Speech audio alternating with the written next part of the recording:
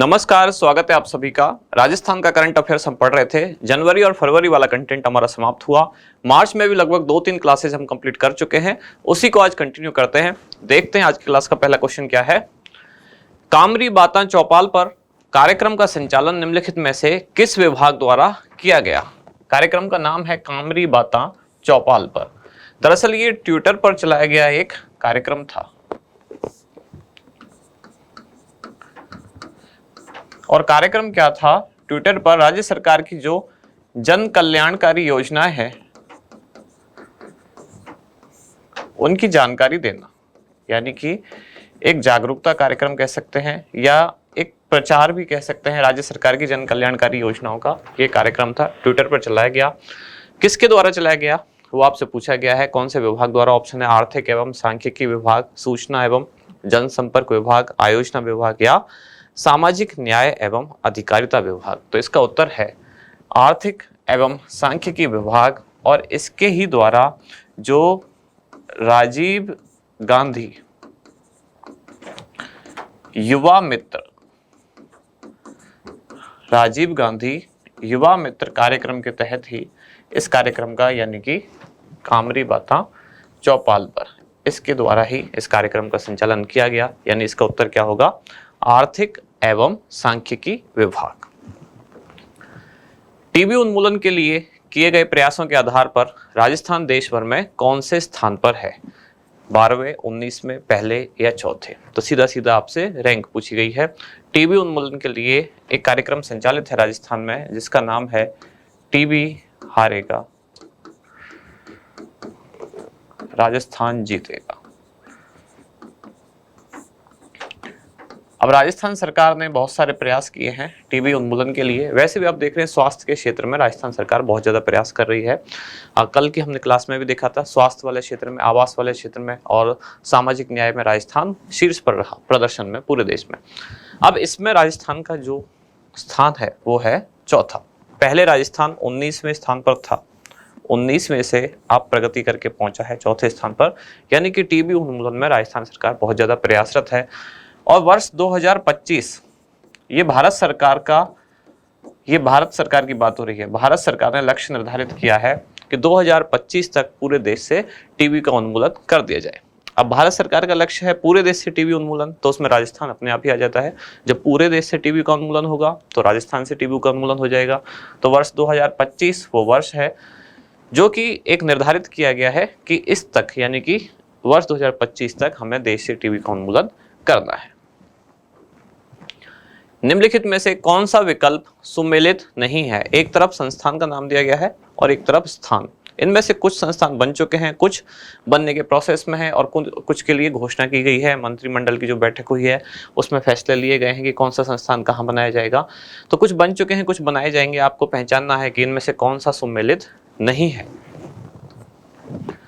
जैसे कि Mahatma Gandhi institute of governance and social science Jaipur, दूसरा है artificial intelligence of things innovation hub और ये कहाँ लिखा हुआ है? जोधपुर। तीसरा है क्षेत्रीय बाजरा अनुसंधान केंद्र, ये गुढ़ामलानी और ये कहाँ है? बाड़मेर। ऑप्शन में बाड़मेर भी आ सकता है। चौथा है महात्मा गांधी दिव्यांग विश्वविद्यालय, ये कहाँ है? जयपुर। तो आपको पहचानना है कि कौन सा सम्मिलित नहीं है। तो अभी यानी कि 2 दिन पहले ही विधानसभा में विधेयक पारित किया गया, इसके लिए ही महात्मा गांधी दिव्यांग विश्वविद्यालय विधेयक। अगर आप थोड़ा सा देख रहे हैं डेली न्यूज तो आपको पता होगा इस विश्वविद्यालय के लिए अभी विधानसभा का जो सत्र चल रहा था उसमें विधेयक पारित किया गया। और ये महात्मा गांधी दिव्यांग विश्वविद्यालय ये जयपुर में नहीं बल्कि ये कहाँ बनाया जाएगा? ये बनाया जाएगा जोधपुर में। जयपुर में भी एक दिव्यांग विश्वविद्यालय है, वो कौन सा है? बाबा आमटे दिव्यांग विश्वविद्यालय जो जयपुर के जामडोली में है। बाकी 3 ऑप्शन सही हैं, यानी कि तीनों सही मैच किए हुए हैं। केवल जो चौथा है वो सही मैच नहीं है, यानी महात्मा गांधी दिव्यांग विश्वविद्यालय ये जयपुर में नहीं जोधपुर में है। इसके लिए अभी विधानसभा में विधेयक भी 2 दिन पहले पारित किया गया है। हाल ही में आर्टिफिशियल इंटेलिजेंस एवं डेटा साइंस का एक उत्कृष्टता केंद्र बनाने हेतु अमेरिका की बफेलो यूनिवर्सिटी द्वारा निम्नलिखित में से किस संस्थान के साथ MOU हस्ताक्षरित किया गया है? पहला ऑप्शन है IIT जोधपुर, दूसरा है RCAT जयपुर, तीसरा है बिट्स पिलानी और चौथा है MNIT जयपुर। केवल आपसे संस्थान का नाम पूछा है, बाकी सारी जानकारियां दी गई हैं कि अमेरिका की यूनिवर्सिटी है, उद्देश्य क्या है, आर्टिफिशियल इंटेलिजेंस और डेटा साइंस इसका एक उत्कृष्टता केंद्र बनाना है। तो कहाँ है ये, यानी कि किस विश्वविद्यालय के साथ MOU हस्ताक्षरित किया गया है, यह है IIT जोधपुर। और दूसरी पार्टी, दूसरा पक्ष इसमें कौन सा है, दूसरा पक्षकार है बफलो यूनिवर्सिटी जो कहाँ की है, अमेरिका की। दोनों के बीच में MOU हस्ताक्षरित किया गया है। मैं हर दिन कह रहा हूँ MOU वाले क्वेश्चन पूछे भी जा रहे हैं, अभी सेकंड ग्रेड एग्जाम में भी पूछा गया है, हो सकता है आगे भी ऐसा क्वेश्चन पूछा जाए। हाल ही में राजस्थान सरकार की प्रोजेक्ट डेवलपमेंट कंपनी यानी कि project development company of Rajasthan PDCOR तथा ऑस्ट्रेलिया के संगठन ऑस हेरिटेज के मध्य समझौता पत्र हस्ताक्षरित किया गया। इसका उद्देश्य निम्नलिखित में से कौन सा है? स्कूली शिक्षा की गुणवत्ता में सुधार, जयपुर परकोटे का संरक्षण, आर्टिफिशियल इंटेलिजेंस का उत्कृष्टता केंद्र बनाना, या फिर राजस्थान के प्राचीन विरासत स्थलों के आसपास उद्योगों की संभावनाओं की तलाश करना। तो ऑस हेरिटेज नाम से आपको पता चल रहा होगा, ऑस हेरिटेज में ऑस यानी कि ऑस्ट्रेलिया है और हेरिटेज ये हो गया विरासत। थोड़ा सा आप ध्यान से पढ़ेंगे तो आप ऑप्शन एलिमिनेट कर पाएंगे कि ये अगर कोई संगठन है जिसके नाम में ही हेरिटेज है तो हेरिटेज से रिलेटेड ही ऑप्शन हो सकते हैं। अब हेरिटेज से रिलेटेड भी दो ऑप्शन आ गए, एक है जयपुर परकोटे का संरक्षण और एक राजस्थान के प्राचीन विरासत स्थलों के आसपास उद्योगों की संभावनाओं की तलाश। अगर आपको इनमें से बिल्कुल भी कुछ ना पता हो, यानी दो ऑप्शन आपने एलिमिनेट कर दिए हैं कि A और C नहीं है, आपको आइडिया आ गया कि हेरिटेज से रिलेटेड कुछ होगा, तब भी आपको ऐसे क्वेश्चन अटेंड करने चाहिए, क्योंकि यहाँ संभावना होती है 50% आपका आंसर जो है सही होने की। अगर आपको बिल्कुल भी ना पता हो तो भी ऐसे क्वेश्चन को अटेंड करना चाहिए। इसका उत्तर क्या है? इसका उत्तर है जयपुर परकोटे का संरक्षण। जयपुर परकोटे का संरक्षण जो पहले से ही यूनेस्को की विश्व विरासत स्थल सूची में शामिल है।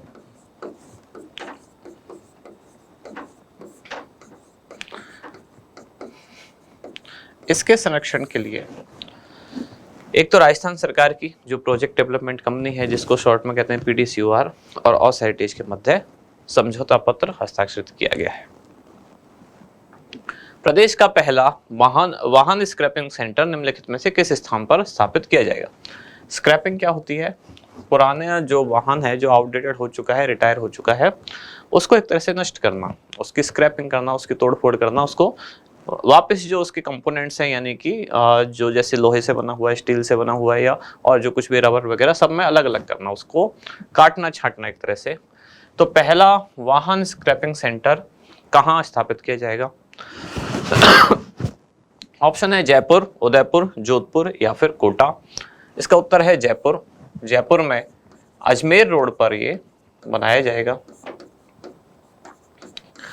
इसमें कंपनी कौन सी होगी जिसके द्वारा बनाया जा रहा है? तो टाटा मोटर्स। और टाटा मोटर्स के साथ इसकी सहयोगी है गंगानगर वाहन निर्माता, ये कंपनी इसकी सहयोगी होगी और इन दोनों के द्वारा ये सेंटर अजमेर रोड जयपुर में बनाया जा रहा है, जिसकी क्षमता, वार्षिक क्षमता यानी कि एक साल में कितने वाहन को ये स्क्रैप कर सकेंगे, नष्ट कर सकेंगे, वार्षिक क्षमता कितनी है? तो ये है 15,000। एक वर्ष में 15,000 वाहनों की स्क्रैपिंग कर सकता है सेंटर। और कहाँ बनाया जाएगा? Ajmer road Jaipur.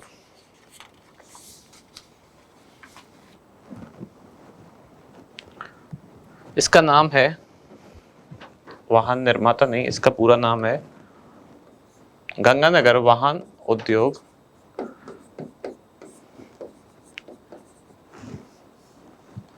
Private limited.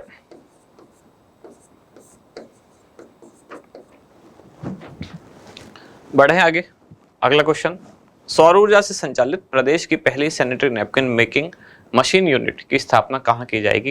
ये क्वेश्चन तो हमने पहले भी एक आध बार पढ़ा है, शायद किसी और क्लास में पढ़ा है, यानी कि हो सकता है सेकंड ग्रेड वाली में पढ़ा हो या कहीं और पढ़ा हो, पर पढ़ा है। ये क्वेश्चन एक दो बार आ चुका है। डूंगरपुर, बांसवाड़ा, दौसा या फिर अलवर? जिसका उत्तर है डूंगरपुर। डूंगरपुर के ब्लॉक बिछीवाड़ा और इसी का जो क्षेत्र है कौन सा? गामड़ी आहड़ा। यहाँ बनाया जाएगा सौर ऊर्जा से संचालित प्रदेश की पहली सैनिटरी नैपकिन मेकिंग मशीन। यहाँ यानी कि उस मेकिंग मशीन की यूनिट यहाँ स्थापित की जाएगी डूंगरपुर के ब्लॉक बिछीवाड़ा में। लक्ष्य रखा गया है कि डूंगरपुर जिले के सभी ब्लॉक्स में ऐसी मशीन स्थापित की जाए, सैनिटरी नैपकिन मेकिंग मशीन। अगला क्वेश्चन क्या है, राजस्थान के किस रेलवे स्टेशन को, ये मात्रा आगे पीछे है, राजस्थान के किस रेलवे स्टेशन को food safety and standard authority of India यानी कि FSSAI द्वारा eat right station, eat right यानी कि यहाँ खाना वाना कुछ अच्छा है, उत्तम श्रेणी का है, ईट राइट स्टेशन का दर्जा दिया गया है। ऑप्शन है आपके अलवर, अजमेर, जयपुर या सभी। तो जयपुर इनमें से पहले से ही शामिल था, जयपुर को पहले दिया गया ये दर्जा। अभी अभी अलवर और अजमेर इन दोनों को भी दे दिया गया। इस तरह से इसका उत्तर क्या हुआ, सभी, यानी कि अलवर, अजमेर और जयपुर तीनों food safety and standard authority of India द्वारा ईट राइट स्टेशन का दर्जा प्राप्त रेलवे स्टेशन है। और किस जोन में आते हैं ये, भारतीय रेलवे के उत्तर पश्चिम रेलवे। उत्तर पश्चिम रेलवे का हेडक्वार्टर भी कहाँ है, जयपुर। भारतीय रेलवे के कुल कितनी जोन है, कुल 19 जोन में डिवाइड किया हुआ है। तो उत्तर पश्चिम रेलवे इसी में ये तीनों आते हैं और इसका हेडक्वार्टर भी कहाँ है, जयपुर। निम्नलिखित में से कौन सा विकल्प सुमेलित नहीं है, एक तरफ वही संस्थान का नाम है, दूसरी तरफ उससे संबंधित स्थान है। जैसे behavioural lab Jaipur, safety and traditional orthopaedics and prosthetic centre of excellence Udaipur, Rajiv Gandhi knowledge service and innovation hub Jodhpur, जैमिनेस आदिवासी विश्वविद्यालय कोटा। तो आपको बताना है कौन सा सम्मिलित नहीं है। तो पहला जो बिहेवियरल लैब है ये है HCM रीपा। क्या है ये HCM RIPA, Harishchandra Mathur Rajasthan institute of public administration. तो ये यही है, सही बात है। ये कहाँ है, जयपुर में, तो पहला सही है। Safety and traditional orthopaedics and prosthetic centre of excellence, ये दरअसल फुटवियर यानी कि जूते चप्पल वगैरह उसमें रिसर्च के लिए बनाया जाने वाला इंस्टीट्यूट है, जो कि उदयपुर नहीं कहाँ है, ये कहाँ बनाया जा रहा है, जोधपुर। यानी यही इसका उत्तर है। आपसे पूछा है सुमेलित नहीं है, तो यही सुमेलित नहीं है। Rajiv Gandhi knowledge service and innovation hub ये जोधपुर में मुख्यमंत्री द्वारा शुरुआत की गई। और जैमिनेस आदिवासी विश्वविद्यालय ये कहाँ है, तो ये है रानपुर, और रानपुर कहाँ है, कोटा। तो इसका उत्तर ये सही है। तो क्या हुआ, बी।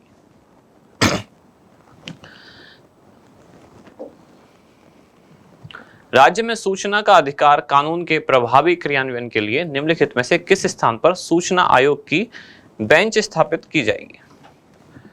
सूचना आयोग की बेंच कहाँ स्थापित की जाएगी, ये पूछा गया है। उदयपुर, अलवर, जोधपुर या फिर कोटा, ये स्थापित की जाएगी जोधपुर में। अभी कुछ दिन पहले हमने पढ़ा था कि राजस्थान हाईकोर्ट की वर्चुअल बेंच कहाँ स्थापित की जाएगी, जिसका उत्तर क्या था, उदयपुर। और सूचना आयोग की अभी बेंच कहाँ स्थापित की जाने वाली है, जोधपुर। आज की क्लास के जो क्वेश्चन थे वो यहाँ समाप्त हो गए। अब जो कल की क्लास थी एक बार उसको रिवाइज कर लेते हैं।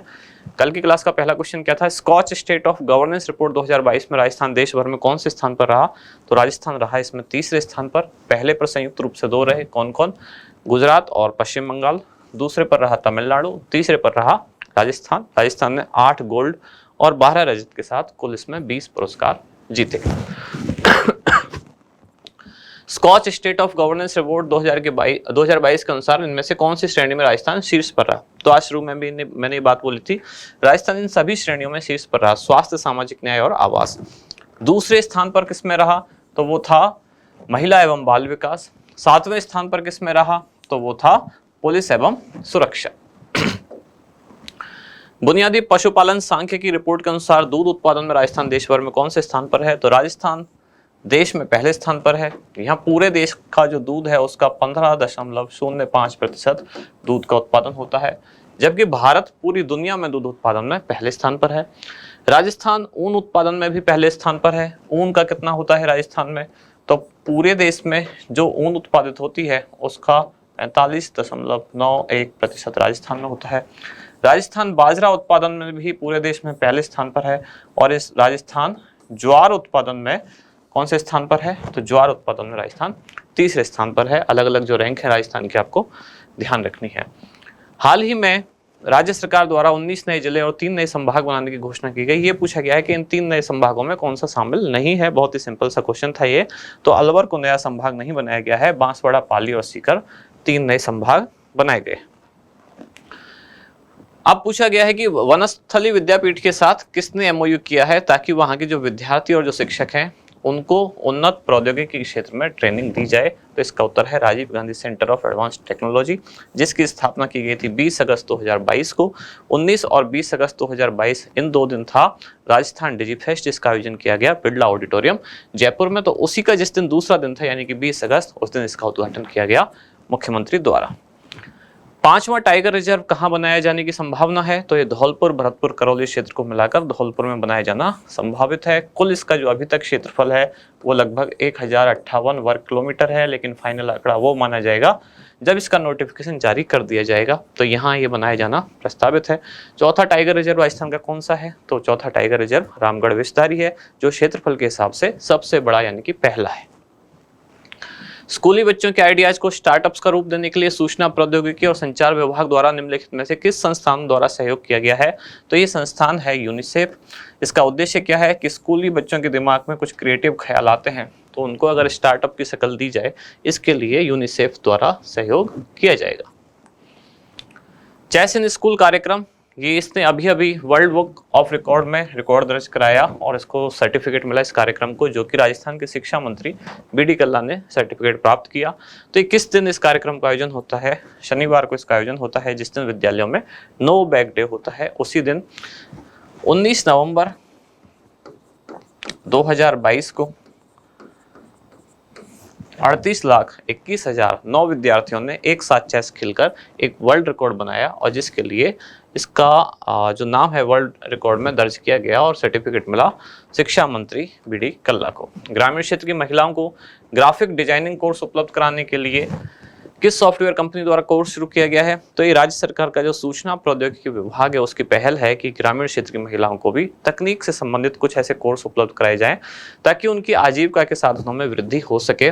इसके लिए आरकेट यानी कि Rajiv Gandhi centre of advance technology में शुरू किया गया कार्यक्रम है। एडोब कंपनी द्वारा ये कोर्स शुरू किया गया है।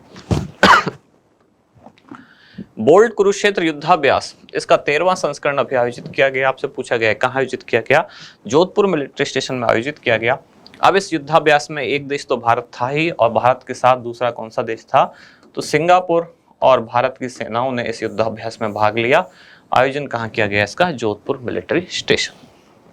तो इसके साथ ही कल की और आज की क्लास दोनों समाप्त होती हैं। अब मिलते हैं कल अगली क्लास में। धन्यवाद।